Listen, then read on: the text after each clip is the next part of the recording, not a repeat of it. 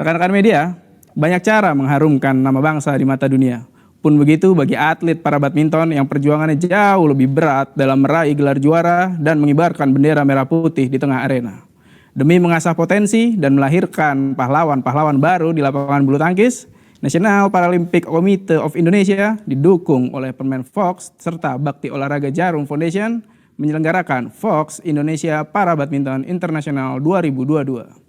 Turnamen yang mempertemukan puluhan atlet dari belasan negara ini akan diselenggarakan di Gor Amongrogo, Yogyakarta, mulai 23 hingga 28 Agustus mendatang. Terakhir kali kejuaraan serupa dipertandingkan di Indonesia pada tahun 2016 atau 6 tahun lalu. Untuk itu, kita akan mengulik lebih dalam tentang penyelenggaraan Fox Indonesia Para Badminton International 2022 pada siang hari ini melalui sesi jumpa pers. Namun sebelum memulai sesi jumpa pers, izinkan saya menyapa para narasumber yang sudah hadir siang hari ini. Telah bergabung bersama saya di studio, Ibu Vanessa Ingrid Pamela selaku Grup Brand Head PT Saforia Kreasi Rasa. Selamat siang, Ibu Pamela. Selamat siang, Mas. Siang. Terima kasih atas kehadirannya Ibu Vanessa siang hari ini. Sama-sama, Mas. Baik, rekan media. Dari Jakarta, kita lanjut ke Kudus. Di Kudus sudah ada Bapak Yopi Rosimin selaku Program Director Bakti Olahraga Jarum Foundation. Selamat siang, Pak Yopi. Selamat siang. Gimana kabarnya Kudus, Pak Yopi? Baik semua. Siap, tetap semangat, Pak Yopi. Iya dong. Baik, rekan-rekan media. Dari Kudus, kita jalan sedikit lagi ke Solo. Di Solo sudah ada Bapak Rima Ferdianto selaku Wakil Sekretaris Jenderal National Paralympic Committee of Indonesia. Siang, Pak Rima. Siang, Mas Julian. Siap. Izinkan saya menyampaikan selamat Pak Rima atas kesuksesan Indonesia menjadi juara umum di Asian Para Games 2022 kemarin. Selamat Pak Rima. Terima kasih, Mas Julian. Terima kasih. Iya.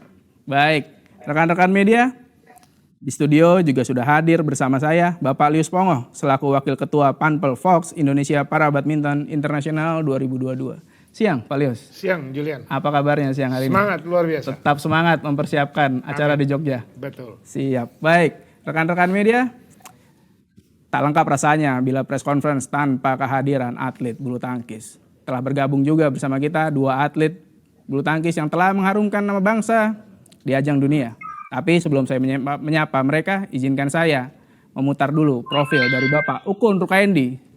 Selamat menyaksikan.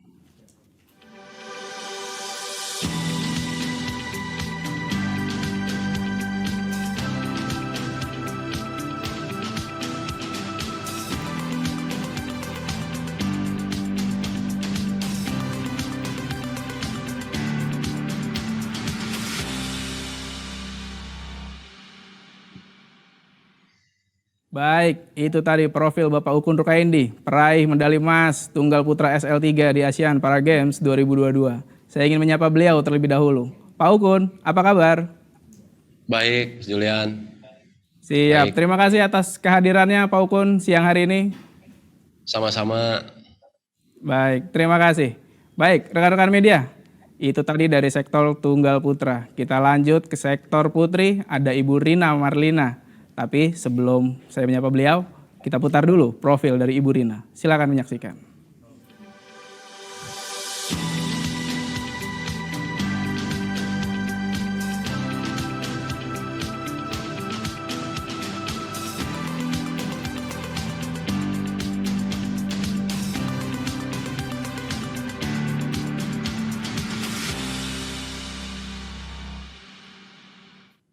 Baik, itu dia profil dari Mbak Rina. Mbak Rina, apa kabar? Baik. Siap. Selamat Mas Mbak Julian. Rina. Di Asian Para Games memboyong 2 gelar sekaligus. Ya, terima kasih. Siap. Terima kasih. Nanti kita ngobrol-ngobrol lebih lanjut Mbak Rina. Siap. Ya. Baik, rekan-rekan media, itu tadi para narasumber yang sudah siap berbagi keterangan terkait penyelenggaraan di Jogja nanti. Pertama, saya ingin berbincang terlebih dahulu dengan Ibu Vanessa. Ibu Vanessa, Yes, Mas. turnamen kali ini mengusung tema Sparkle Your Energy. Nilai-nilai apa yang ingin disampaikan Fox dalam turnamen kali ini? Baik, pertama izinkan saya mewakili Fox untuk mengucapkan terima kasih dan sekaligus kami juga bangga bisa menjadi bagian dalam pengembangan potensi dan juga prestasi bagi para atlet di Indonesia, khususnya dalam cabang olahraga para badminton. Dengan mengusung tema Sparkle Your Energy, di sini kami berharap agar semangat, juang dan juga motivasi dari setiap atlet untuk tetap pantang menyerah mengalahkan limitasi yang ada dapat tentunya memotivasi juga orang-orang lain di sekitarnya. Dan hal itu tentunya juga dapat diimplementasikan dalam kehidupan sehari-hari. Selain hal tersebut, untuk Sparkle Your Energy ini sendiri juga tentunya dapat berarti untuk mengarahkan energi fokus pada prestasi dan bukan pada limitasi.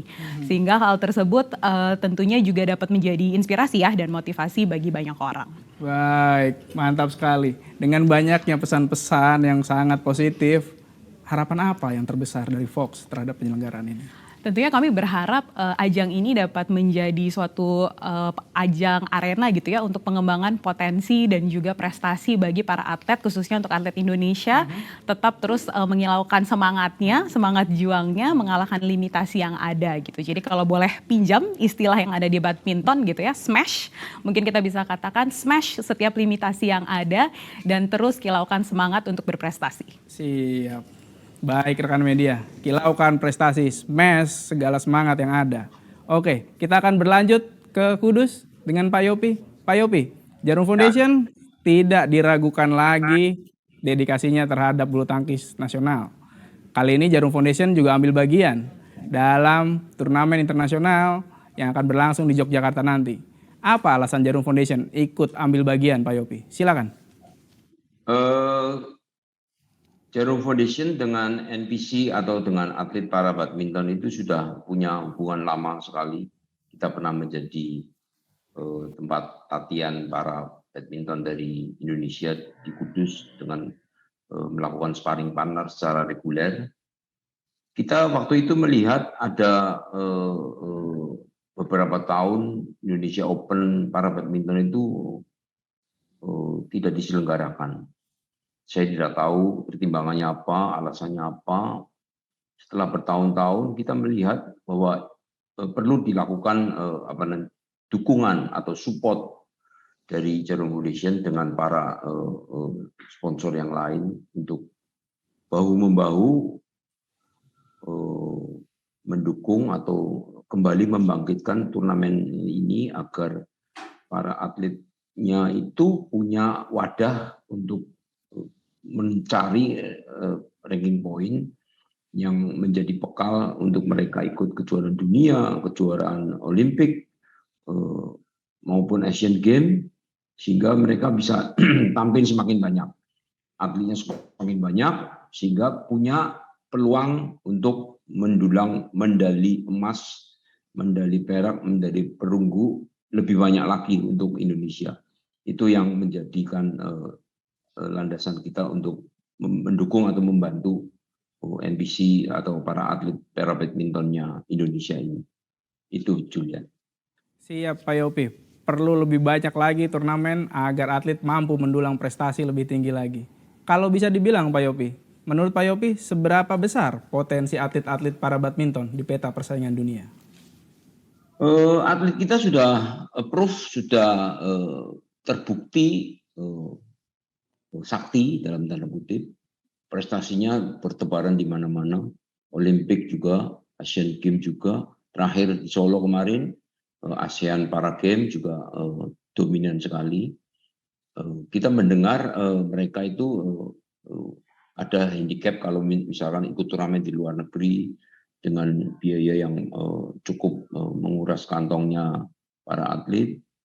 Jadi kita perlu dukung turnamen di dalam negeri yang levelnya internasional, sehingga mereka bisa tampil penuh di dalam negeri, mendapat ranking point, sehingga mereka punya tiket untuk bersaing di elit dunia para badminton itu. Itu yang menjadi pertimbangan kita.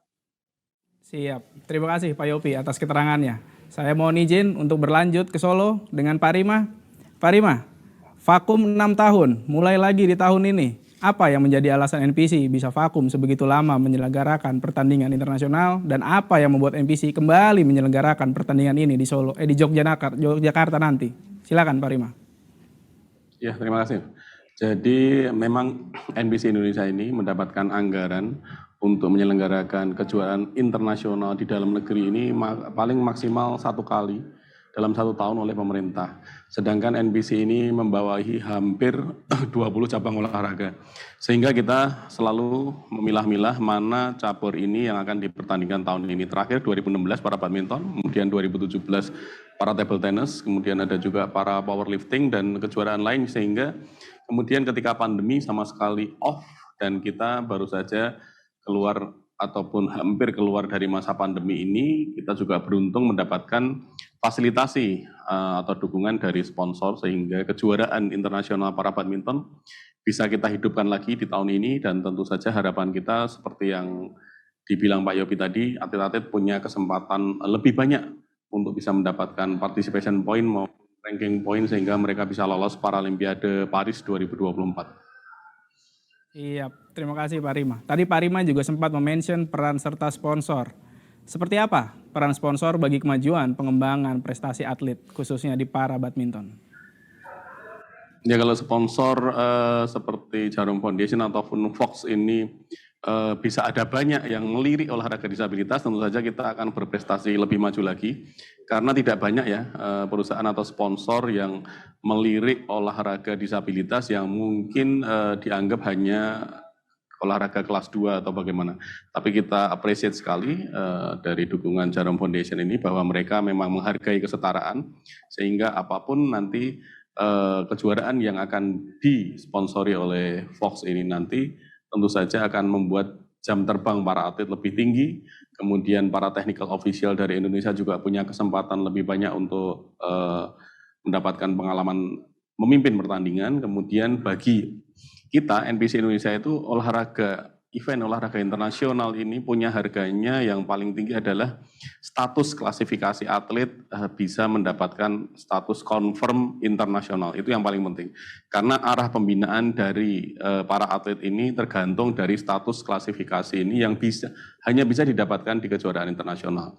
Setelah mereka mendapatkan status klasifikasi internasional, mereka akan bisa diarahkan pembinaannya sesuai dengan kelas disabilitas masing-masing. Sehingga nantinya mereka akan bisa kita arahkan ke kejuaraan mana, kemudian mendapatkan poin berapa, sehingga di 2024 mudah-mudahan kita semakin banyak yang bisa berprestasi di Paris 2024.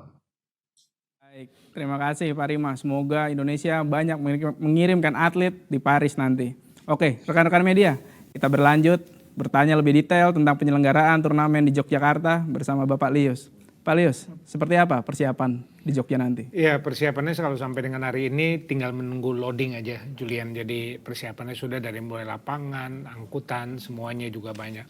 Ada bantuan dari NPC Indonesia dan juga kita untuk gornya juga udah siap. Tinggal kita loading di Jogja tuh tanggal 17 untuk persiapan lapangan dan lain-lain, Julian. Siap, artinya lapangan sudah ready, tinggal teman-teman atlet bertanding. Gitu Siap, ya, Pak? betul. Siap. Kita akan mendukung. Oke, mungkin boleh dibocorkan Pak, berapa banyak atlet dan dari berapa banyak negara yang ikut serta kali ini? Kalau atletnya per tadi pagi ada email dari BWF tuh ada 71 atlet.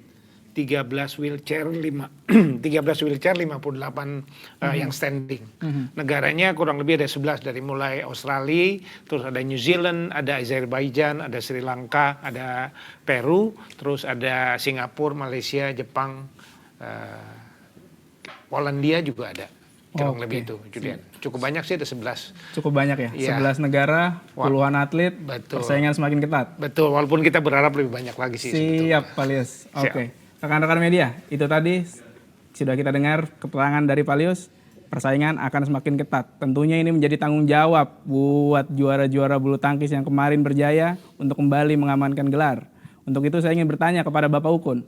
Pak Ukun, 2016 Anda bertanding di Solo dan mendapat gelar juara. 2022 Anda akan bertanding lagi. Seperti apa pandangan Anda bahwa Indonesia akhirnya kembali menjadi tuan rumah kejuaraan internasional? Silakan. Ya, terima kasih. Bahwa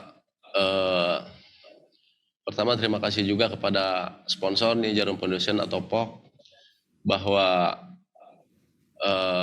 mulai tanggal besok beberapa hari lagi bahwa para badminton bisa diselenggarakan di Indonesia, dan bagi kami sebagai atlet itu sangat berharga sekali karena pertama bahwa ini merupakan ajang untuk lebih tersosialisasi atau ke teman-teman yang memiliki keterbatasan yang bisa untuk atau yang berminat untuk terjun di para badminton di sini. Dan tentunya bahwa sangat bangga, sangat bahagia kita bisa bertanding di negara sendiri, dan itu merupakan sebuah, bagi atlet itu sebuah motivasi yang cukup besar, dan sehingga kami semua di sini mempersiapkan ini udah lama sekali, dan kita di sini persiapannya sudah matang dikarenakan kita juga di sini sama NPC ini kita pelatnas sudah lama untuk persiapan ASEAN Para Games, terus ASEAN Para Games, dan juga sekaligus di sini untuk dilanjut ke Indonesia Para Badminton Open ini. Siap, terima kasih Pak Ukun. Pak Ukun, kalau boleh dibilang, di Jogja nanti Anda akan bermain di berapa nomor dan targetnya apa? Apakah kemenangan di ASEAN Para Games kemarin juga jadi motivasi buat Anda untuk bertanding nanti? Silakan Pak. Ya, khususnya saya di sini akan turun dengan teman-teman, khususnya saya SL3. Ini kita yang sudah confirm itu ada 2, saya dan Maman. Terus mudah-mudahan lagi di sini ada teman saya lagi, Bambang kemarin juga turun di ASEAN Para Games. Teman saya juga sangat potensial, karena tapi sudah dikatakan oleh Pak Rima bahwa tapi Bambang ini baru akan klasifikasi di sini, dikarenakan untuk ASEAN Para Games dengan internasional yang memang yang diakuinya itu untuk internasional itu adalah pada saat event internasional. Sehingga saya sendiri bertekad berikut teman-teman yang tentunya ingin meraih yang terbaik. Baik, terima kasih Pak Ukun. Rekan-rekan media, itu tadi kita dengar tekad dari Pak Ukun yang akan membawa Indonesia kembali berjaya di Yogyakarta. Baik, kita lanjut ke sektor putri, ada Mbak Rina. Mbak Rina, kalau menurut catatan ini adalah kali pertama Anda bertanding di level internasional di mana Indonesia menjadi tuan rumah. Bagaimana persiapannya? Persiapannya saya siap karena ini kali pertamanya saya bisa bertanding di Indonesia Para Badminton ini.